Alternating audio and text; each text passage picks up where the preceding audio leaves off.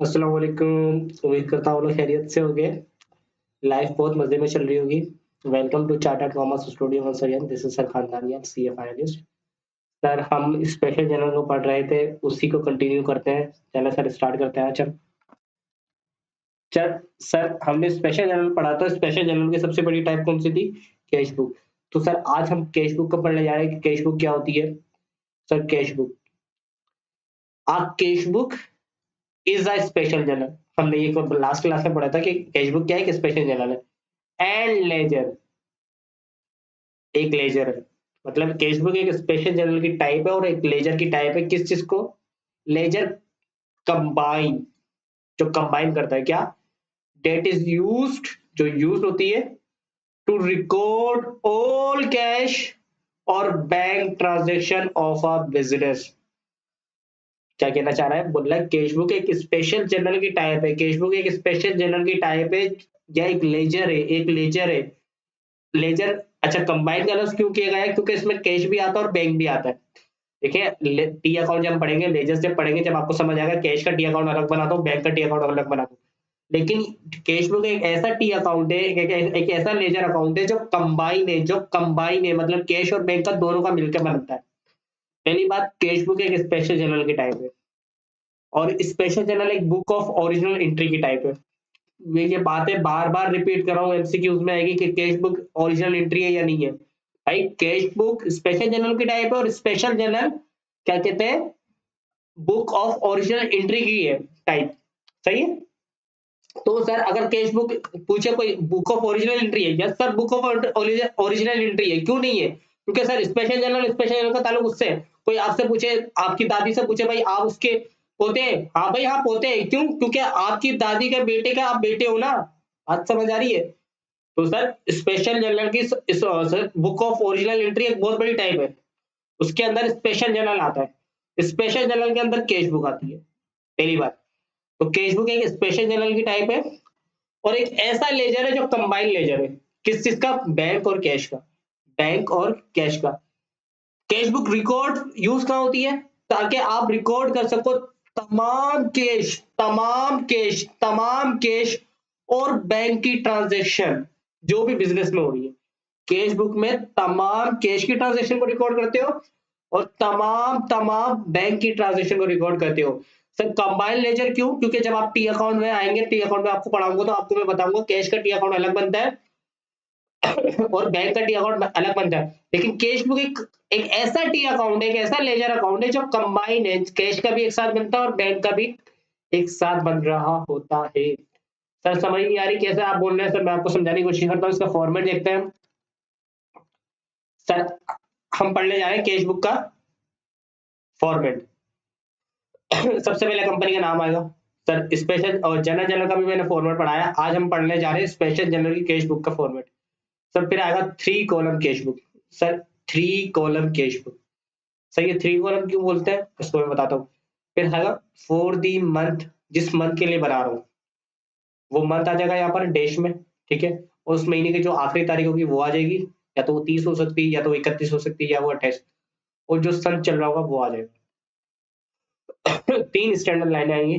Company का नाम, 3 column cash book for the month. June है तो 30 जून 2025। दिसंबर है तो 31 दिसंबर 2028।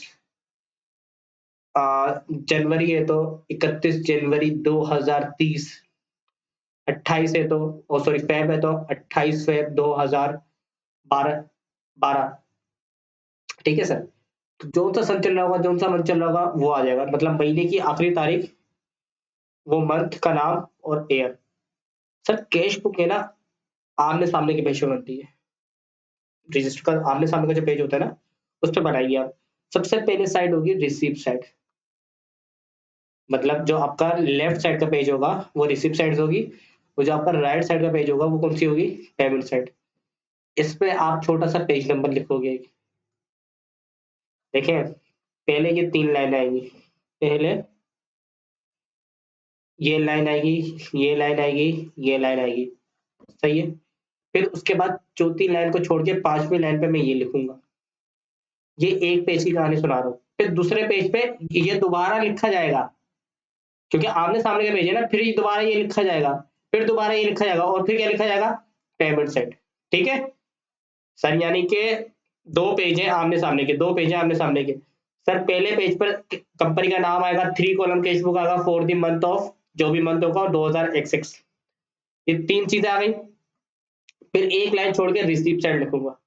ठीक है, फिर दूसरे पेज के सामने वाले पेज पर उसके दोबारा कंपनी का नाम लिखूंगा, 3 कॉलम कैश बुक लिखूंगा, फॉर द मंथ लिखूंगा, और फिर रिसीप्ट और सॉरी पेमेंट साइड लिखूंगा। और जहाँ पे ये रिसीप्ट साइड और पेमेंट साइड लिख रहा हूँ, अगर पेज नंबर सवाल में दिया हुआ है मुझे, तो सवाल में पेज नंबर भी लिख दूंगा। ठीक है सर, उसके बाद एक टेबल बनाऊंगा, दोनों जगह टेबल बनाऊंगा। सर कौन कौन से टेबल बनेंगे? सर सबसे पहले आएगा डेट का टेबल, सबसे पहले किसका आएगा, डेट का टेबल, डेट। फिर आएगा पर्टिकुलर्स, उम्मीद करता हूँ आपको नजर आ रहा होगा। फिर आएगा पीआर, फिर आएगा सेल्स डिस्काउंट, फिर आएगा कैश, फिर आएगा बैंक। सर इसको 3 कॉलम कैश बुक क्यों बोलते हैं? क्योंकि सर इसमें 3 कॉलम आते हैं। सर एक आता है सेल्स डिस्काउंट का, एक आता है कैश का, एक आता है बैंक का। सर बाकी चीजें तो वो मतलब फॉर्मेलिटी के लिए, मतलब इसमें मेन की चीज क्या है हमारे लिए, सेल्स डिस्काउंट है, कैश और बैंक। कंबाइन अकाउंट है ये, यहाँ पे कैश भी आ रहा है और यहाँ पर बैंक भी आ रहा है। तो उम्मीद करता हूँ ये बात आपको समझ आ गई होगी।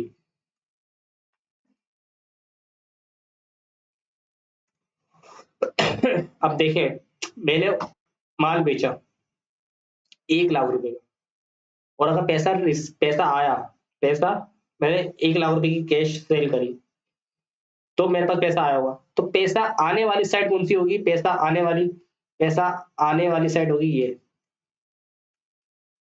सही है, रिसीप्ट, रिसीप्ट का मतलब पैसा आने वाली साइड। और पैसा जाने वाली, सर जाने वाली होगी ये, पेमेंट साइड। ठीक है, पैसा आएगा तो रिसीप्ट साइड में रिकॉर्ड करूंगा, पैसा जाएगा तो पेमेंट साइड में रिकॉर्ड करूंगा।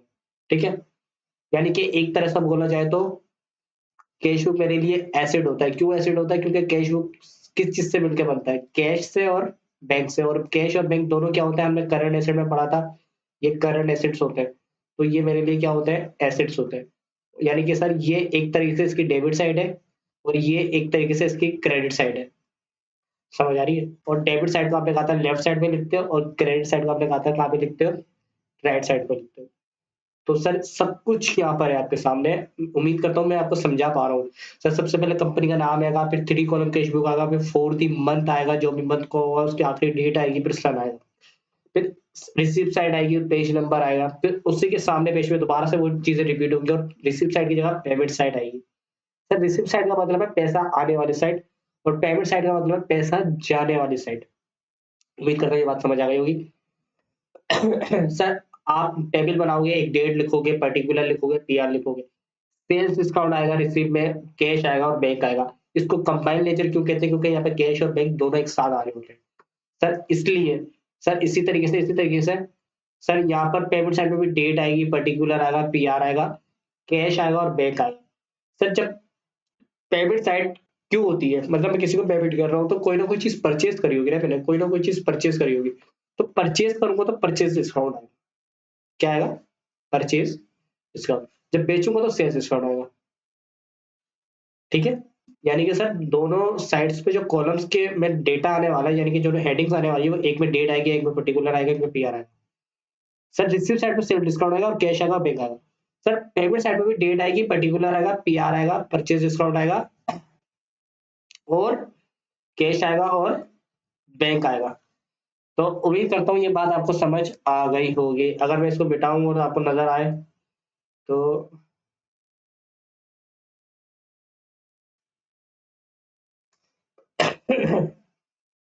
खैर, अब मैं आपको ये बताऊं।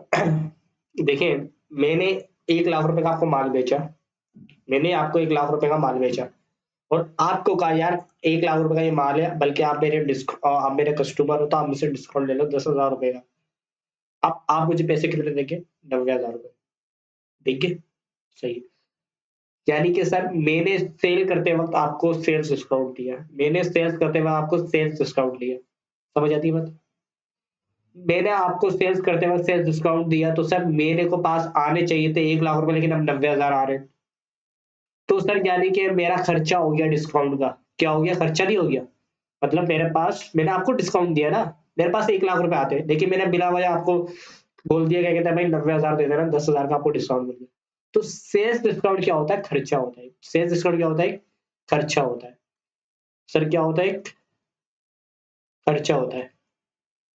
वो सर परचेज डिस्काउंट, मैंने आपसे 50,000 की परचेज करी हुई चीज, सही है, और आपने मुझे कहा कि 50,000 की जगह आप 40,000 रुपए दे दो सर। अब मैं आपको 40,000 रुपए दे रहा हूं, अब मैं आपको 40,000 रुपए दे रहा हूं। सर मुझे देने थे 50,000 रुपए, 40,000 रुपए दे रहा हूं। तो सर ये क्या है? ये क्या है सर? मैंने आपको अकाउंटिंग की ऐसे की डेफिनेशन पढ़ाया था कि फ्यूचर इकोनॉमिक बेनिफिट दो तरह से मिलता है, या तो आपको कमा के दे या आपको बचा के दे। सर आपको एक 50,000 वाली चीज 40,000 में मिल गई, 50,000 वाली चीज 40,000 में मिल गई, 10,000 का आपको फायदा हो रहा है या नहीं हो रहा? सर हो रहा है। तो यानी कि ये फायदे को क्या बोलूंगा मैं? इनकम। क्या बोलूंगा? क्या हो गया भाई? क्या बोलूंगा भाई? इनकम बोलूंगा।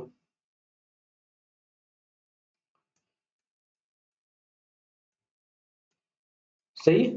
सर क्या बोलूंगा? इनकम। यानी कि आपसे कोई पूछे परचेज डिस्काउंट क्या है? इनकम है। और सेल्स डिस्काउंट क्या है?